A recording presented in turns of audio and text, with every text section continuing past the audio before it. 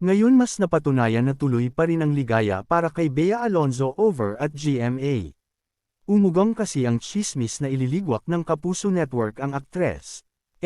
Obvious naman kung saang kampo nang gagaling ang peking balitang ito.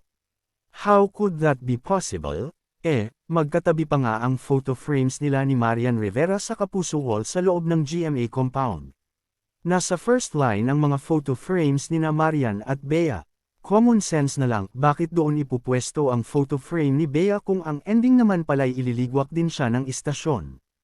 At para sa impormasyon ng marami, hindi pa man nagpapolem sa ere ang Widows War nila ni Carla Abellana ay inihahanda na ang next TV assignment ni Bea.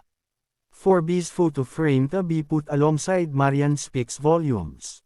Doon pa lang ay alam na. So, B's fans need not worry, their idol is there to stay with GMA.